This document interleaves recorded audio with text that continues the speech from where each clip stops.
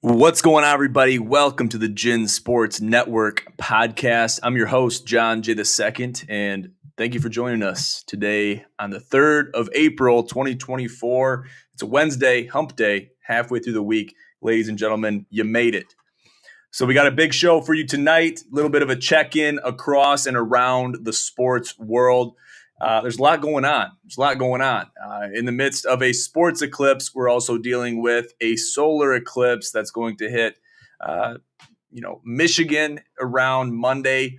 So be on the lookout for that. It's going to be a big deal. Make sure to not look directly at the sun. Make sure you got your solar glasses on so you're not burning your retinas. Don't want to have that happen, but a big event happening in a very opportune time. The sports eclipse, the solar eclipse, it kind of, they converge. They converge this Monday, and it's happening right now. We got baseball going on. We got NHL hockey heating up. The playoffs are looming. The playoff picture is getting even better. We're not going to talk about too much NHL tonight, but our Red Wings are looking good. Got a big win over the Lightning a couple days ago, so we're happy about that. Pulling for the Red Wings. Let's go Red Wings. I mean, the hockey scene is as good as it's ever been, and you're going to see that more and more and more. Hopefully the Red Wings can heat up, okay? As far as Detroit teams go, as of years past, and I don't want to speak too soon, the Tigers are playing well. They're 4-0. I have the most faith in the Red Wings out of any of the Detroit teams. Okay, and the Lions are coming around. They're starting to grow on me. Okay, Dan Campbell is growing on me. Dan Campbell, I've always been a big fan of him. I've always liked him, always looked up to him since the press conference, the biting of the kneecaps. You guys know how I feel about Dan Campbell, okay? It's not a surprise. It's not, breaking news how I feel about Dan Campbell. It's all love over here for Dan, Coach Dan, okay? He's a man of the people. He's a coach of the players, and he is a great representation for the city of Detroit in the great state of Michigan. So I got to represent, and real got to recognize real. And it definitely does in this case. So we want to give him the recognition he deserves. He's bringing this team around, and hopefully they can compound on the victories and the successes that they had last season, going into this season. Haven't heard a lot on the trading carousel. We're going to talk about another team and another player that you might have seen a post about today regarding Stefon Diggs. So we'll talk about him in depth and the trade in depth as we proceed. Today's show is brought to you by On Pouches. We're using some wintergreen today. Wintergreen is the choice. And let's be honest, I'm not a big wintergreen guy. I'll be honest with you. I'm not a big wintergreen guy. These tickle my fancy. I do like them. I don't mind. And I actually like the mint as well. Gives me a nice fresh feel, a fresh flavor. And if you haven't tried it out, do it. I haven't found an on flavor that I don't like. So if that tells you anything, check it out and you shouldn't be disappointed. So let's just jump right into it. We got a lot to cover. Let's just jump into the trade since it's fresh. We talked about it. I know it's late, ladies and gentlemen. I know it's late. You might be catching this on Thursday, tomorrow, the 4th. But nevertheless, we got to talk about this trade because it involves my Buffalo Bills. Okay, star receiver, leading receptions in the last 4 seasons, Stefon Diggs. Yeah, I know he's a dickhead. Yeah, I know he doesn't help cameramen up when they fall or when he runs them over, which is bullshit, in my opinion. I think that's bullshit. It shows lack of integrity, and it is very evident in the sports world, especially for NFL fans, that Stefon Diggs is a piece of shit, certified. Okay, but he's a hell of an athlete. He's a hell of a football player, and he's a hell of an asset, or at least was, for my QB of the Buffalo Bills, Bills Mafia, Josh Allen. So to see him depart for, I guess, they're looking for more draft picks, or I don't know what they're trying to do. I don't know what Sean McDermott and the head office is really thinking when it comes to trading away your star receiver and basically a huge core of that offense. You can count on him to get a catch at any given moment, clutch moments when the game is going your way. Doesn't really matter. You can count on Stefon Diggs catching the ball. And yes, he does fumble the bag at some points. He does fumble the bag. So you can't really, and everybody's human. Everybody's human, especially in the National Football League. You got to expect those things to happen. But more times than not, I'd say 85% of the time, you're going to be able to count on this guy to catch the ball and get it where you need to, at least get that first down in the down and distance in a long third down situation. So let's go into the depths of this trade and what it entails. So the Bills will receive a 2025 second-round pick from the Minnesota Vikings in exchange for Diggs, a 2024 sixth-round pick, and a 2025 fifth-round pick as well. So there were some things that took place in the month of March that there were trades and picks being swapped with the Minnesota Vikings. And as we very well know, the Minnesota Vikings, they've lost Kirk Cousins after a torn Achilles and kind of gave him an early exit last season. He's looking for new beginnings. He's looking to be a franchise quarterback in Atlanta. So there's a lot going on there. And he's proven he's been wanting to be the franchise guy, the man, at pretty much every location he's been at, whether it's the Vikings, whether it's the Commanders, the Redskins. Doesn't matter. Doesn't matter. He's proven to be a franchise guy. He wants to be that. He wants to show his promise. He wants to show his will and his worth going forward. And you got to expect that out of a quarterback. Even if it doesn't pan out that way, you got to expect that out of a quarterback. So seeing Diggs, the first big trade of many that are to come. This is the one that is hitting the waiver wires, hitting the lines, hitting the news feeds, everything. You're seeing Stefon Diggs everywhere. So him in this trade taking place and transpiring the way it has is going to set the stage, I think, for what expectations are for other teams that might be willing or thinking about making similar moves. And especially in the wide receiver position, a skills position that is very highly prone to scoring touchdowns. Let's be honest. They're touching the ball more likely than not the most, and not to mention fantasy stock and points per reception, PPR leagues. So for all my NFL people, my fantasy people, this is going to play a role. It's going to be a factor. And Stefon Diggs going to the Texans is going to be a huge asset to CJ Stroud in Houston, rising star quarterback. And you've seen him do a lot of great things and had a very high potential for a long and deep run in last year's playoffs. Didn't pan out that way, but they were looking very strong. And this is only going to add to their tenacity and their ferocity as an offense. So it's going to be interesting to see what takes place here in the next couple months with trades going on. People are trading picks. People are doing everything of the sort. And it's just the beginning. It's just the beginning. So look forward to it. Expect it. And let's see what happens going forward. Moving on, let's talk about the Masters tournament. It's coming up in a couple weeks. Okay, we got the Valero Texas Open. And next thing you know, it's Masters week. We're going to talk about it very briefly. We got Sobo coming on here in the next couple days. We're going to pick his brain, see what he's thinking about. He likes getting in those betting pools with PGA Tour golf, especially big events, majors, etc. And there's a lot going on around that. And if you guys didn't know, betting golf is probably one of the hardest things to bet. That and UFC. There's no guarantees in golf. There's no guarantees in UFC, and everything's tough to bet. Okay, and nothing is easy and for sure to win in a bet situation when you're sports betting. Facing the bookies, looking them down their throat, and just kind of trying to figure it out.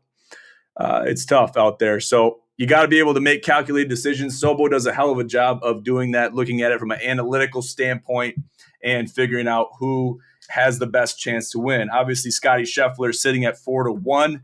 Right behind him, Rory McIlroy doesn't have a green jacket, still sitting at 10-1, which Rory's been playing a hell of a, he's been playing golf for real. And I'm looking forward to Rory. He needs to have that green jacket on. I've seen memes of him having the green jacket on. They're fake, but I've seen memes of him wearing the green jacket. And I want to see that become a reality because we all know Rory deserves it. Right behind him, the live villain himself, Jon Rahm, sitting at 12-1. Victor Hovland at 20-1. Jordan Spieth, 20-1. Brooksy Koepka at 20-1. Xander Schauffele, 22-1. Joaquin Niemann at 22-1. Ludwig Aberg at 22-1. Patrick Cantlay, 25-1. JT, 25-1.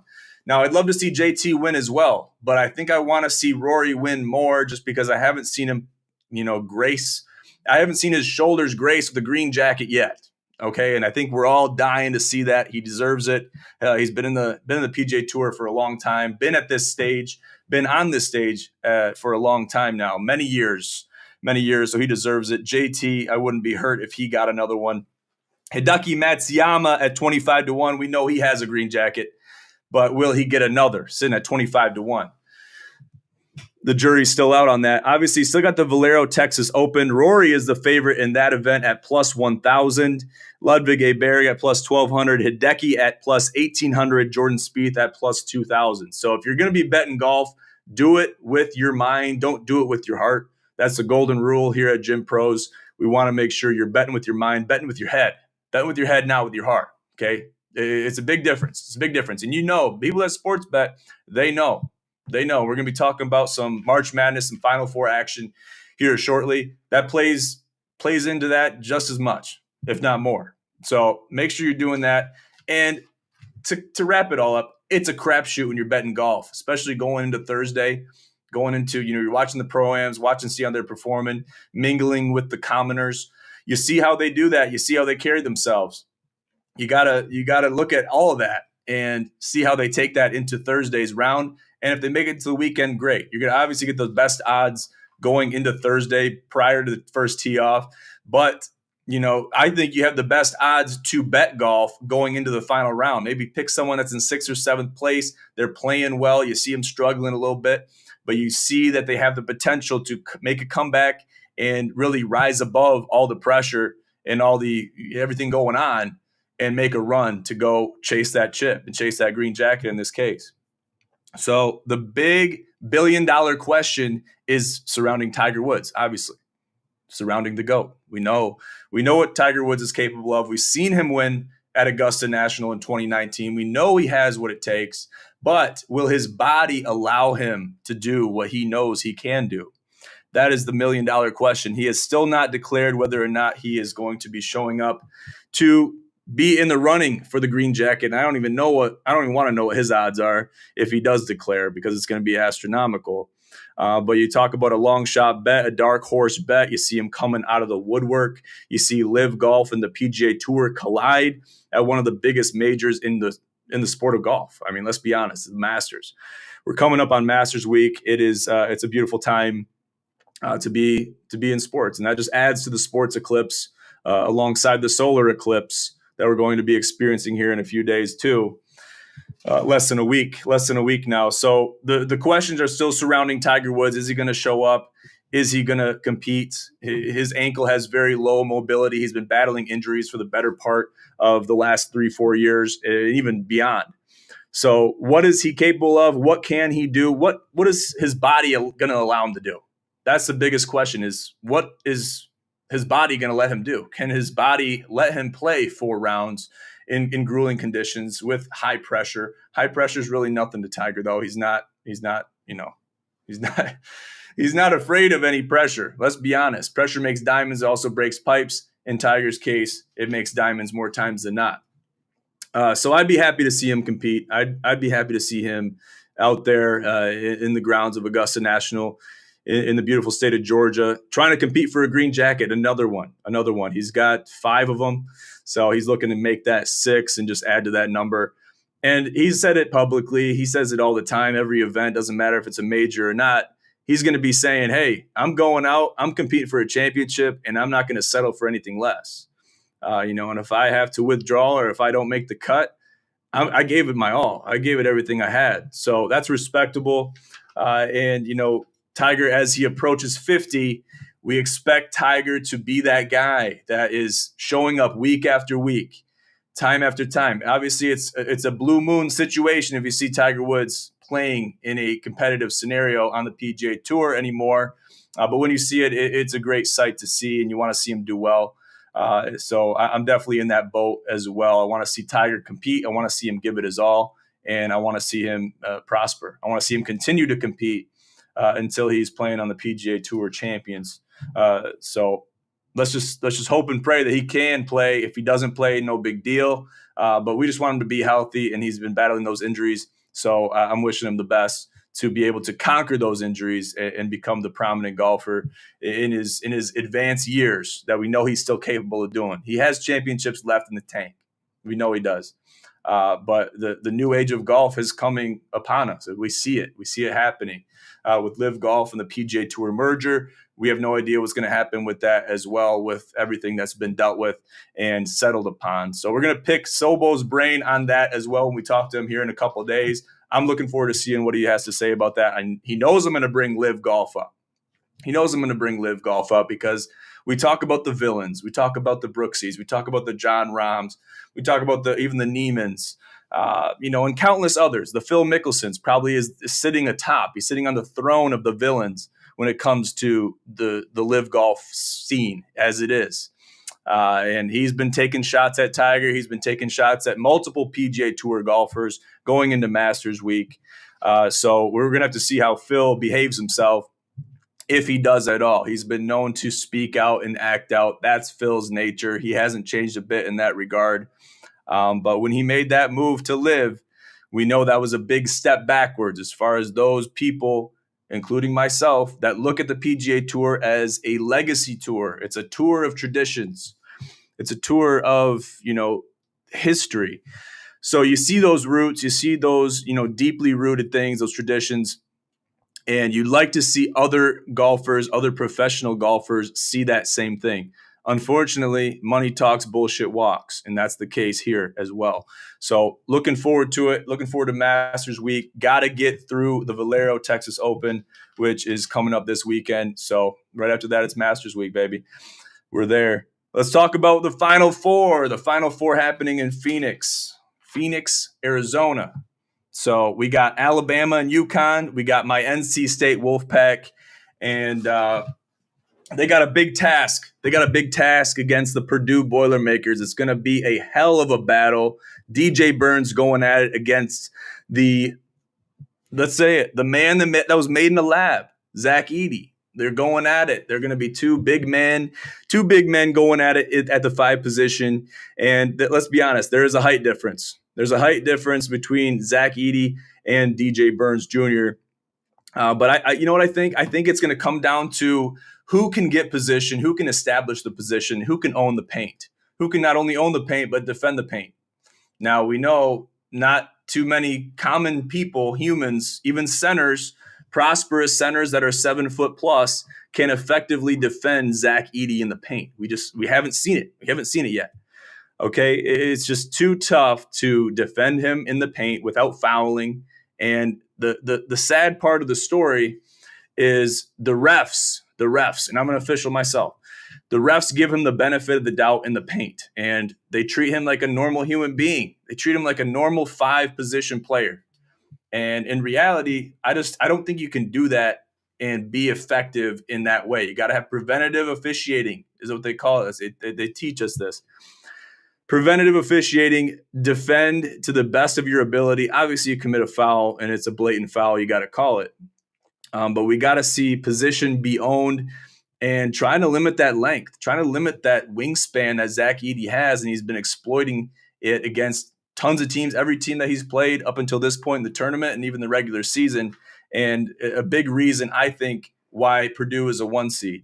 Okay, now you got Braden Smith, you got Fletcher Lawyer, you got some perimeter players that can make shots on Purdue's team, on Matt Painter's squad.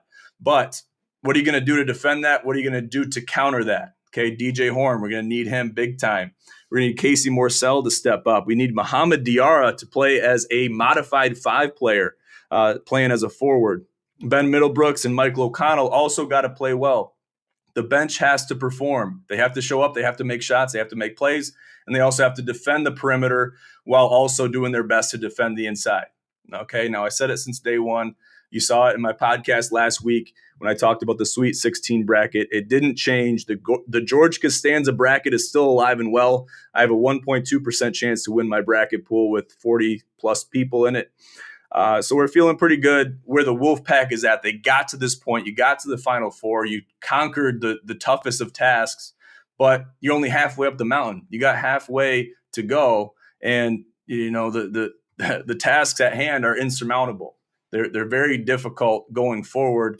But if you can beat the Purdue Boilermakers, I think there's no way they don't have a chance to go all the way and win it all. Okay, and be the Cinderella story of this year's tournament. So I'm looking forward to it. It's going to be a big game. You also got Alabama facing off against UConn. Aaron Estrada, Grant Nelson. He's a hell of a 5 player too. I'd be more worried at DJ Burns playing Grant Nelson than I am him playing Zach Edey. And that might be a stretch. But you got Grant Nelson. He arguably won that game against North Carolina. Nick Pringle, Mark Sears, he's got to go off at the one position, at the point guard position. And Jaren Stevenson too, coming off the bench and playing well. So you got to face UConn. You got to face Dan Hurley and his boys. Okay, that's basically what it boils down to. Does UConn make the repeat? Do you have UConn winning your bracket? Because if you do, I mean, I think you got a tough task at hand with Alabama facing off against the Huskies here in the Final Four in Phoenix. So it's going to be fireworks. It's going to be a lot going on, and it's just going to be a lot of action. So I'm looking forward to it coming at you this weekend. But not only that, we also got the women's Final Four going on in Cleveland, where Caitlin Clark and the Iowa Hawkeyes took down the LSU Tigers and Angel Reese. And that was a hell of a game. That was a redemption win. You've seen it taken with grace and stride. Caitlin Clark, class act. And you saw it, and I saw it on the news feeds. ESPN said it. This was the most watched basketball event, not just men's, not just women's, in recent history. I don't know if it was in history, going back forever, but it was a very highly watched event. And I was in attendance watching it on TV as well. And it was a performance unlike any other. Caitlin Clark shooting threes from anywhere. And now she faces Paige Beckers and the UConn Huskies in the Final Four. So you got UConn, men's and women's in the Final Four. You got NC State, the Wolfpack women's are also in the Final Four on the women's side. So that's gonna be a good one. That's gonna be a good one. So they face off against South Carolina. But whatever happens there, it's kind of crazy how this is kind of converging at the same time, men's and women's Final Four action. But I'm looking forward to it. Paige Beckers and that UConn Husky team, they're dangerous. They manhandled USC in the Elite Eight. So, that's going to be a battle. It's going to be a battle of Paige Beckers, Caitlin Clark going at it. And you got your assisting players as well, which are going to play a huge role because you can't do it as a one-man band. It helps to have a one-man show that can really show out and dominate the floor and make shots from wherever you need them to. But it takes everybody. It takes 5. It takes 5 players, whether you're playing men's basketball or women's. So we're going to be looking forward to that and seeing how they handle that going forward. But I'm looking forward to it. Men's and women's Final Four action. I mean, does it get any better than this? I don't think it does. And I don't think I have ever, and I might be speaking for other people too. I've never watched women's basketball in any capacity as much as I have this year because it's entertaining. The sport is changing. The athleticism is growing. But you still have those outliers. You still have the Paige Beckers and the Caitlin Clarks that are kind of outliers amongst the rest. So you're going to see certain players dominate. They're going to stand out. And you're going to hear the conversations happen in a more common space where it's like, okay, well, is the WNBA paying these girls enough? Because right now they're not. I saw the opening contract, the rookie contract for Caitlin Clark, if she was to declare for the WNBA, and it looked like it was $76,000. I don't know how accurate that was, but $76,000, really? She's making more in college off NIL deals, off doing State Farm commercials. So you got to kind of put that in perspective and get with the times, get with the inflation that we're dealing with. And not only that, but the market value of these players, of these women that are playing at the highest level and going into the WNBA. They either got to step it up or they're going to jump into Ice Cube's boat and they're going to take him on because he's forming a women's league of his own that is essentially going to be the live golf of women's basketball. So whatever it takes, these women got to be paid more. It's got to be competitive to some degree. Maybe not to the same capacity of the PGA Tour and live golf, but it's got to be somewhat similar. I'm fighting for these girls out here playing. They're grinding hard and they're working hard. They're doing the best they can. They're playing the best they can. They're playing at the highest level, like I mentioned, and they got to deserve more. They need more to, incentivize them to play at the highest level. So those highest levels, they got to step it up. And I think you're going to see a lot of these girls that are coming up right now in college women's basketball. They're going to bring a lot of that notoriety. They're going to bring a lot of that viewership to women's basketball at the next level once that happens and once they reach it. So I'm looking forward to all of it as it progresses. So a lot going on, guys. Like I mentioned, it's the season. It's the season of sports, and we're happy for it. We're happy to be a part of it, and I'm looking forward to it myself. So we're going to keep an eye on NHL playoffs. We're going to keep an eye on the Tigers. We're going to keep an eye on MLB as opening day has now passed us, and moving into the regular season. The weather hopefully will start getting warmer. Spring will break, and the sun will shine, and the ground will thaw. That's what we're expecting to happen. But that's yet to be determined, at least for my Michigan people. It's not looking that way as of late, but we're hopeful. Got to plug this. The GSNC, the Gin Sports Network Challenge 5, June 8th, 2024 at Briar Ridge, taking her back to Briar and Montrose, the two-man scramble event of the year. Grow the two-man, hashtag GTTM. Got to grow the two-man. Got to grow the two-man. Get registered immediately. Go to ginsportsnetwork.com, the website at the top of your screen, and find and navigate to the GSNC page and register right now and get your teams in. Got a promo going on. Check it out. It's on the website. Get registered by and before April 31st to get a discount on your registration. And we'd love to see you guys out there on June 8th. It's going to be a hell of an event. You're fighting for the jackets. And it's for a great cause, the Thomas Smith Memorial Foundation. And we're happy to bring it back to Briar again in 2024. So looking forward to all of it. A lot of great things happening in the sports world and with us. So I'll leave it at that, guys. Make sure to check us out on social media. GinSportsNetwork.com is our website, at Gin Sports Network on IG, Gin Pros, at Gin Pros on Twitter/X. And we'll see you guys here next time. This has been the Gin Sports Network podcast. I'm your host, John J. II. Have a great night.